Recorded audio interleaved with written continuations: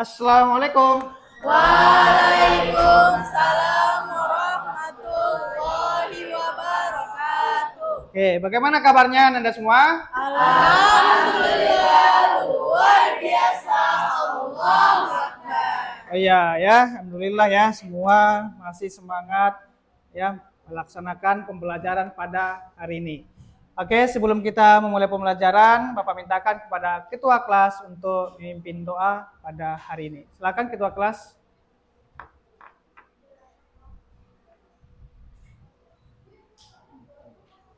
Sebelum kita memulai pembelajaran pada hari ini, ada baiknya kita berdoa terlebih dahulu. Berdoa mulai. Bismillahirrahmanirrahim. Rabbi ishrah li sadri wa yassir li amri wahlul 'uqdatam min lisani yafqahu qawli walhamdulillahi rabbil alamin. Doa selesai. Oke, terima kasih kepada ketua kelas yang telah memimpin doa kita pada hari ini. Oke, Bapak melakukan absensi dulu ya, mengecek kehadiran Anda semua. Oke, kelas ini pada hari ini siapa yang hadir? Siapa yang nggak hadir? Ada? Ada Bapak. Hadir semua. Oke, hadir semua ya. Oke. Oke, Bapak mintakan semua berdiri untuk menyanyikan lagu wajib nasional. Silakan berdiri semua.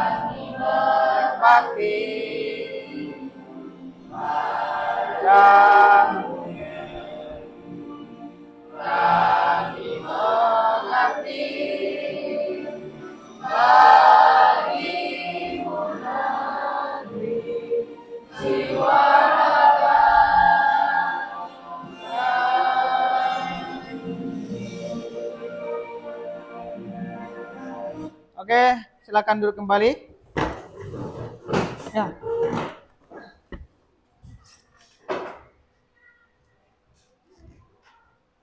Nah, hari ini kita ya akan mempelajari berpikir komputasional. Jadi tujuan pembelajaran hari ini ya peserta didik ya atau Anda sekalian harus mampu ya memahami ya bagaimana itu berpikir komputasional ya memahami. Selanjutnya mampu mengidentifikasi apa aja komponen yang terdapat dalam berpikir komputasional dan selanjutnya kalian mampu ya peserta didik bisa atau mampu ya melakukan ya berpikir komputasional dengan komponen komputasional, yaitu ada dekomposisi. Nanti ada sebuah peristiwa atau kasus, Anda semua peserta didik harus mampu menerapkan komputasional pada komponen dekomposisi. Ya, itu adalah tujuan pembelajaran kita pada hari ini.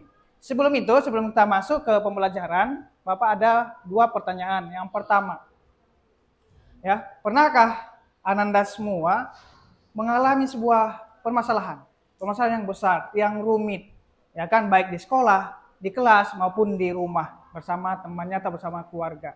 Nah, pernahkah kalian melakukan penguraian, penyederhanaan, ya kan, menjadi hal-hal kecil, ya dari permasalahan kalian hadapi? Pernah?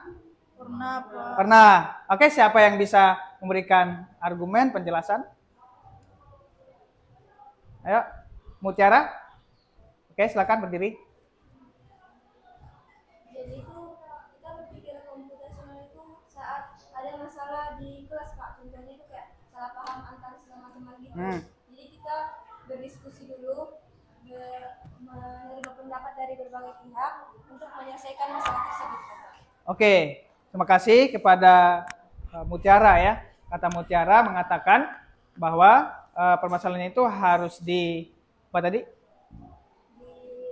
Ya, diskusikan, diidentifikasi apa permasalahannya, apa yang dipermasalahkan, siapa yang bermasalah, ya kan? Sehingga nanti kita sederhanakan, ya kan, menjadi bagian kecil sehingga dapat solusinya. Oke, itu yang pertama. Kedua, semisal ada kawan kalian, ya, nggak bisa memasak Indomie, tapi kalian mau Indomie dan meminta dia untuk memasak itu, ya kan?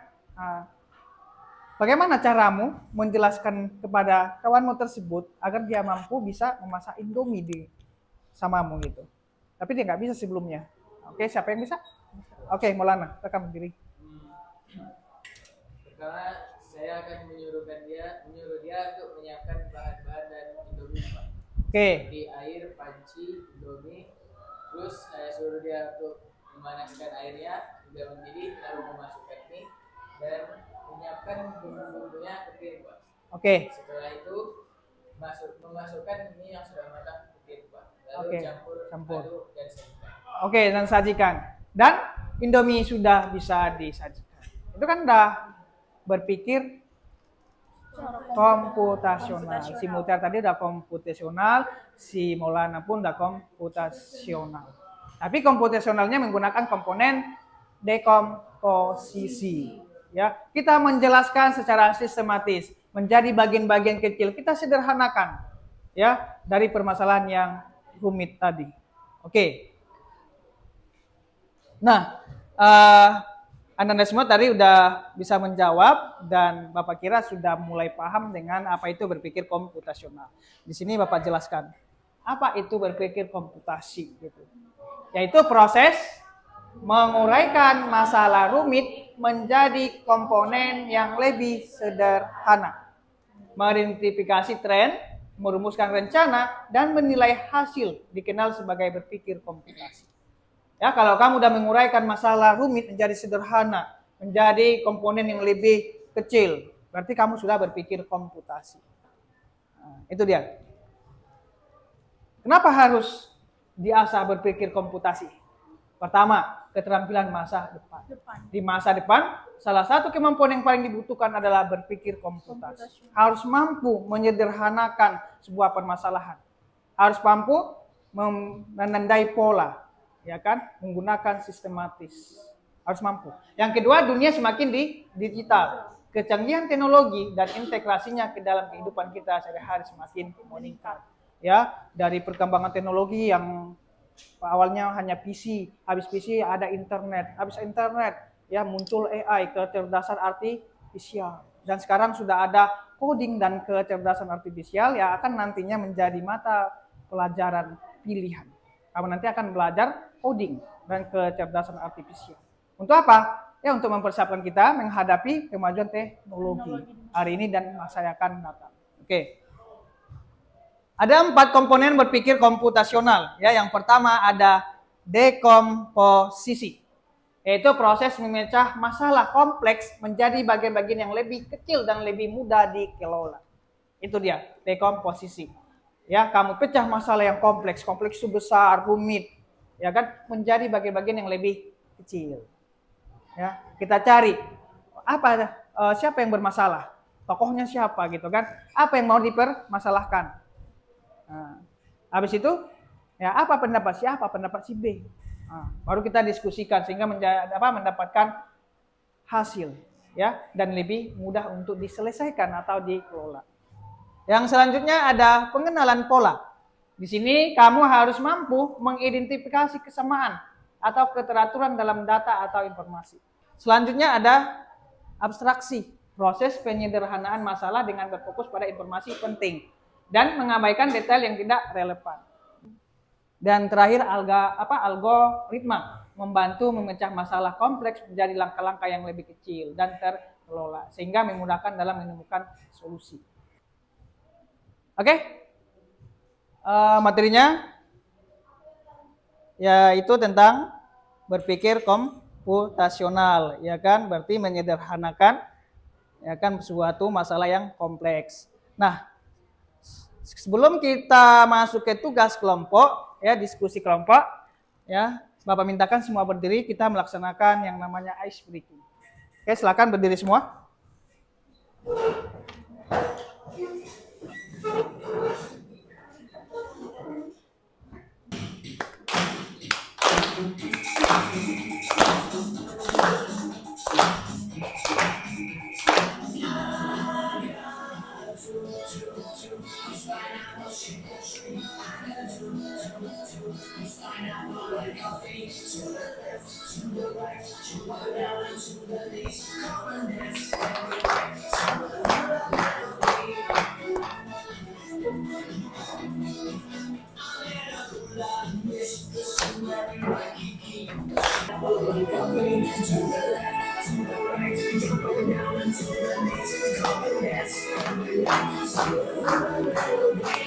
Oke, tepuk tangan untuk kita semua. Oke, silakan duduk kembali. Nah, selanjutnya silakan membentuk kelompok. Ya, di sini Bapak bagi menjadi 3 kelompok. Ini 246 jadi kelompok 1, 246 jadi kelompok 2, dan 246 kelompok 3. Oke, silakan dibentuk kelompoknya, disusun bangku dan mejanya. Ya, agar kita melakukan diskusi kelompok.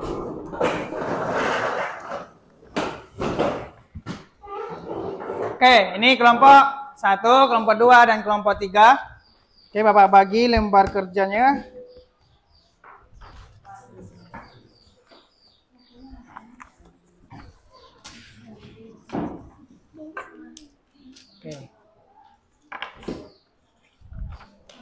Oke, tugasnya perhatikan ke depan. Biar Bapak jelaskan. Ayo, perhatikan ke depan.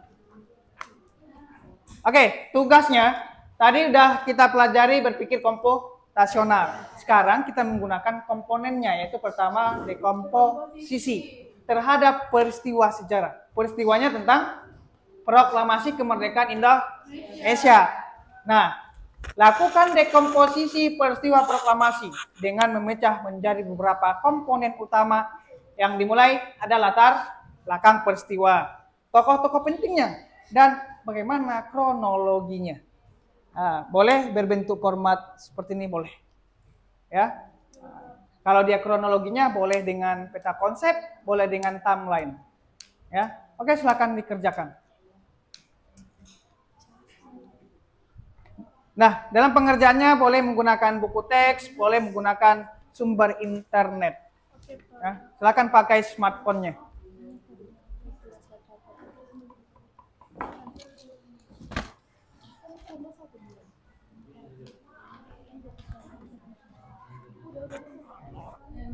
Ya, silakan diskusikan. Ya. Nomor 1 apa gitu ya? Latar belakangnya apa?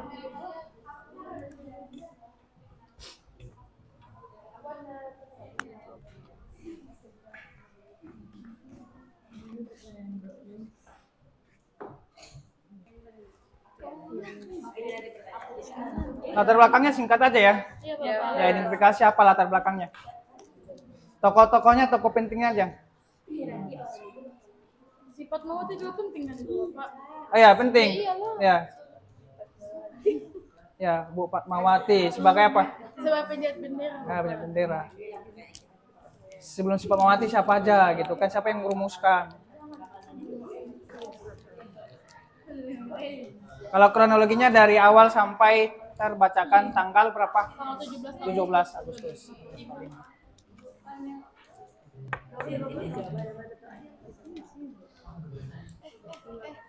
Siapa yang menyusun naskah proklamasi? Yang nomor berapa itu? Saya timnya Subarjo. Subarjo. Sama lo itu. Iya, saya milik juga. Itu yang bangun ini yang menyusun. Berapa itu? 12 Agustus. Oke, kelompok 2 ada Bapak nampak selesai. Boleh dipresentasikan ke depan? Boleh, Bapak. Oke, silakan. Ya, kelompok 2 sudah selesai, silakan dipresentasikan. Kelompok lain boleh menanggapi ya. Aku nutulen.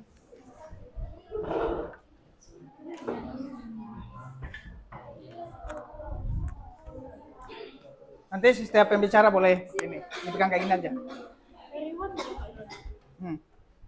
Nanti pegang kayak gini ya, ngomong pakai ini.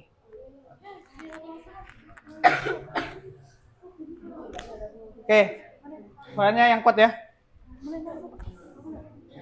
Assalamualaikum warahmatullahi wabarakatuh. Waalaikumsalam warahmatullahi wabarakatuh. Jadi kami dari kelompok 2 ingin mempresentasikan hasil diskusi kami tentang proklamasi. Saya Wanda Zaputri sebagai moderator dan rekan-rekan saya. Jadi masuklah kami ke topik yang pertama, yaitu ini hasil diskusi dekomposisi ya terhadap peristiwa sejarah proklamasi. Oke, silakan. Jadi yang pertama adalah latar belakang. Latar belakang proklamasi kemerdekaan Indonesia adalah kekalahan Jepang pada Perang Dunia Kedua, janji kemerdekaan yang tak kunjung dipenuhi, dan adanya peluang setelah Jepang menyerah pada Sekutu 15 Agustus 1945 yang mendorong para pemimpin Indonesia memproklamasikan kemerdekaan pada 17 Agustus 1945. Oke, ya itu ya kronologinya. Oke, selanjutnya. Dan yang selanjutnya itu adalah tokoh penting dalam proklamasi. Yang pertama yaitu Soekarno, yaitu yang membacakan teks proklamasi. Yang kedua Muhammad Hatta, yaitu yang mendampingi pembacaan. Dan yang ketiga yaitu Ahmad Subarjo yang menyusun naskah proklamasi. Dan Sayuti Melik itu sebagai mengetik naskah proklamasi. Dan Suhu Sastrokusumo yang menyiapkan dan mengibarkan bendera. Latif Hendradiningrat yaitu yang mengibarkan bendera, dan yang terakhir Fatmawati yang menjahit bendera merah putih. Jadi di sini saya akan menjelaskan kronologi kejadian proklamasi. Jadi mulai dari tanggal 6 sampai 9 Agustus 1945 bom atom di Hiroshima dan Nagasaki. Dan pada tanggal 16 Agustus 1945 terjadinya Rengas Dengklok. Dan pada malam 16 Agustus 1945 teks proklamasi dirumuskan di Rumah Laksamana Maeda. Dan pada tanggal 17 Agustus 1945 Soekarno membacakan proklamasi di Jalan Penggagasan Timur 56 Jakarta. Oke, mungkin cukup sekian penjelasan kami. Kali ini kami akan membuka sesi tanya jawab minimal 1 per kelompok. Ada pertanyaan? Oke, silakan kelompok 3. Assalamualaikum warahmatullahi wabarakatuh. Perkenalkan, nama saya Nova Ismi dari kelompok 3. Saya ingin bertanya, bagaimana dengan menggunakan dekomposisi kalian bisa memahami peristiwa teks proklamasi lebih mudah dan sistematis? Ini cukup sekian. Assalamualaikum warahmatullahi wabarakatuh. Waalaikumsalam. Oke, silakan kelompok 2 jawab. Jadi kami ingin menjawab. Jadi kami membuat bagian-bagian kecil seperti latar belakang, latar tokoh, dan kronologi kejadian proklamasi. Sehingga komposisinya menjadi lebih mudah dan sistematis. Oke. Oke, silakan ditutup. Mungkin cukup sekian presentasi pada hari ini. Kurang dan lebihnya kami mohon maaf. Assalamualaikum warahmatullahi wabarakatuh. Waalaikumsalam warahmatullahi wabarakatuh. Oke, kasih aplaus ya. Oke, selanjutnya kelompok 1 boleh maju.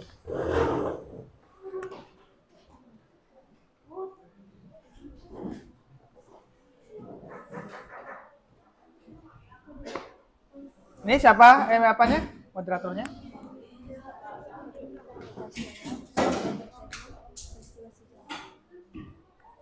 Oke. Buat suaranya ya.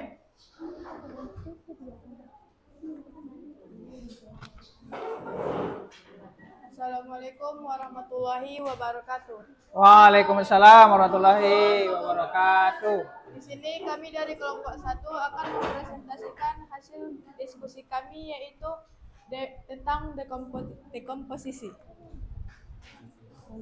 yang bertemakan peristiwa sejarah yang dibacakan oleh penyaji pertama. Jadi yang pertama adalah latar belakang, yaitu proklamasi kemerdekaan Indonesia terdiri dari berbagai faktor, baik dari dalam negeri maupun luar negeri, yaitu kejadian nasional, perpindahan dan eksploitasi Jepang, kekosongan kekuasaan, kekalahan Jepang dalam Perang Dunia Kedua, janji kemerdekaan Jepang, serta pengaruh perjuangan kemerdekaan dunia. Dan tokoh pentingnya akan dilanjut oleh penyaji kedua. Tokoh pentingnya yaitu tokoh yang membacakan dan mendatangi naskah proklamasi. Yang pertama, Insinyur Soekarno yang membacakan teks proklamasi pada tanggal 17 Agustus 1945. Muhammad Hatta mendampingi Soekarno saat pembacaan dan ikut mendatangani naskah proklamasi. Tokoh yang menyusun naskah, Insinyur Soekarno, Muhammad Hatta, dan Ahmad Subarjo. Tokoh pemuda yang mendesak percepatan proklamasi yaitu Sultan Syahrir, Wilkana, dan Dehrul Saleh. Oke. Selanjutnya? Dan dilanjut ke penyaji ketiga untuk membacakan kronologi tentang proklamasi. Nah, di sini ada peta konsep dari kronologi proklamasi kemerdekaan.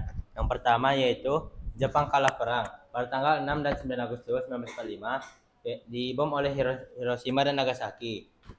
Lalu tanggal 15 Agustus Jepang menyerah kepada sekutu. Lalu yang kedua yaitu peristiwa Rengas Dengklok, yaitu pada tanggal 16 Agustus golongan muda mendesak Soekarno-Hatta untuk cepat-cepat memproklamasikan kemerdekaannya. Lalu yang ketiga perumusan teks proklamasi, yaitu pada malam 16 Agustus 1945 di rumah Laksana Maeda yang disusun oleh Soekarno-Hatta dan Ahmad Subarjo. Yang keempat pembacaan proklamasi, yaitu pada tanggal 17 Agustus 1945 pada pukul 10 WIB di Jalan Pengasahan Timur nomor 56 di Jakarta yang dibacakan oleh Insinyur Soekarno. Dan yang kelima yaitu penyebaran proklamasi. Penyebarannya itu bisa melalui radio, surat kabar, dan dari informasi mulut ke mulut. Oke. Sesi tanya jawab. Baiklah, sekarang kami akan membuka sesi tanya jawab. Ada yang mau bertanya? Apakah Oke. ada yang bertanya? Mengapa penting sekali memecahkan peristiwa besar menjadi bagian-bagian kecil? Kenapa sih penting sekali? Oke. Oke, terima kasih. Silakan dijawab. Karena agar kita dapat lebih mudah memahaminya, seperti dalam peristiwa proklamasi, kita dapat memecahnya menjadi bagian-bagian kecil, sehingga lebih mudah memahaminya secara berurut. Oke. Itu ya jawabannya ya. Ya. Baiklah, sekian dari kelompok kami. Wassalamualaikum warahmatullahi wabarakatuh. Waalaikumsalam warahmatullahi wabarakatuh. Ya. Oke, selanjutnya kelompok 3.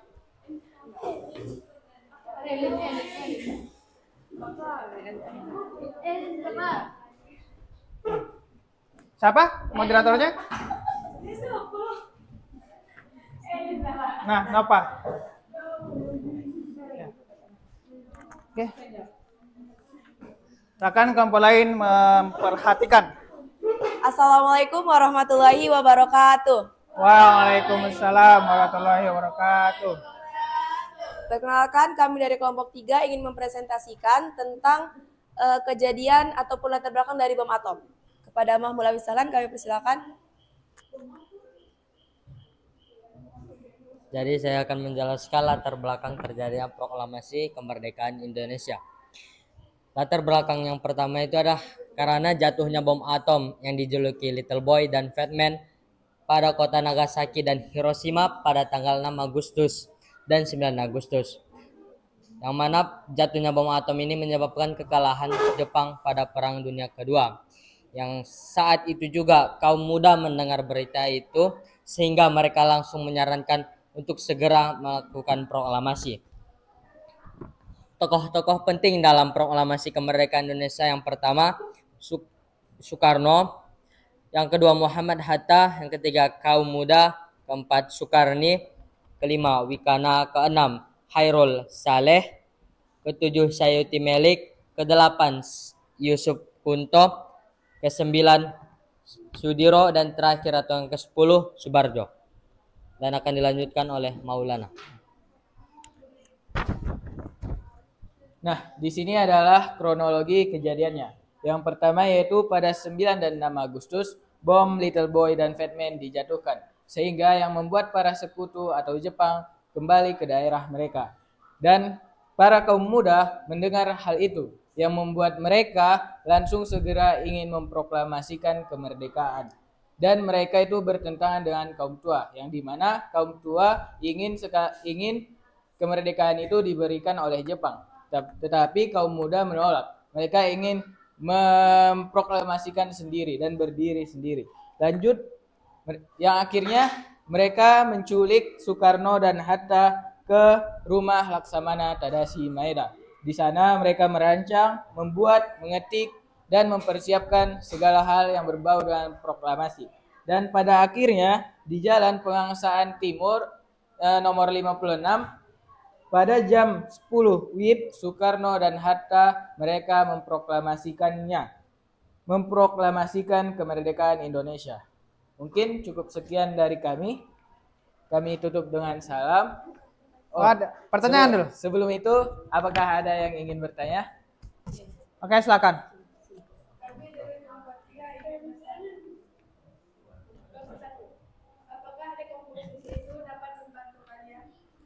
Oke, sebelumnya saya izin untuk menjawabnya.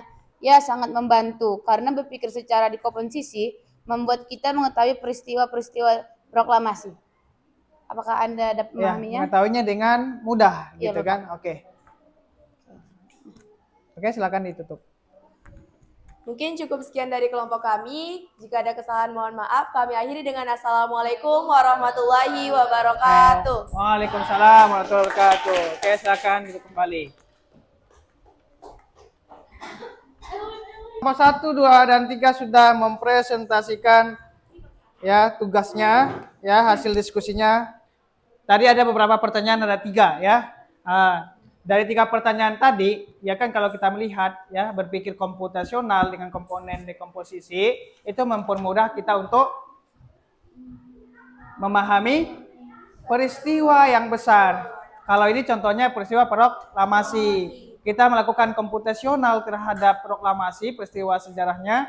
Nah, kita melaksanakan dengan mengurutkan atau menguraikan dengan pertama membuat apa? Latar belakang proklamasi apa? Yang kedua, tokoh pentingnya siapa aja yang berperan di dalam itu? Siapa pelaku-pelakunya? Dan yang ketiga, sudah kita tahu latar belakangnya, kita tahu tokohnya, kita buat kronologinya. Ya, tadi berbentuk peta konsep, timeline, ya kan? Sehingga apa?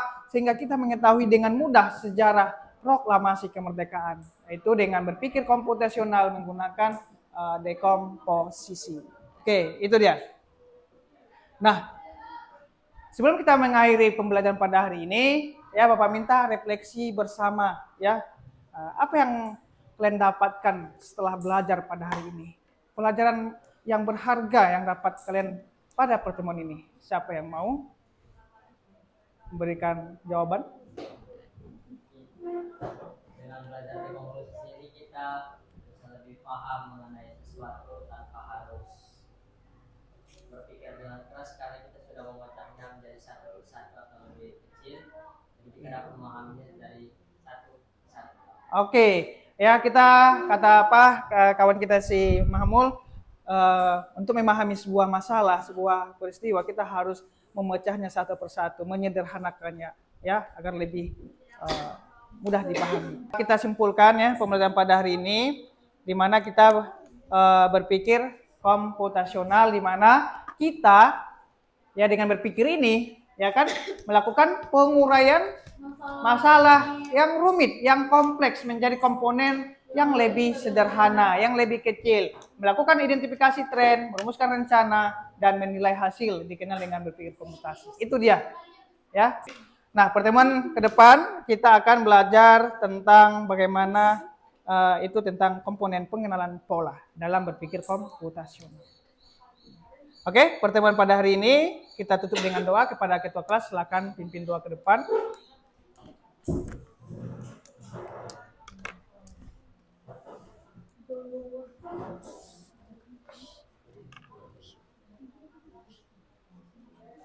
Sebelum kita menutup pembelajaran pada hari ini, sebaiknya kita berdoa. Berdoa mulai.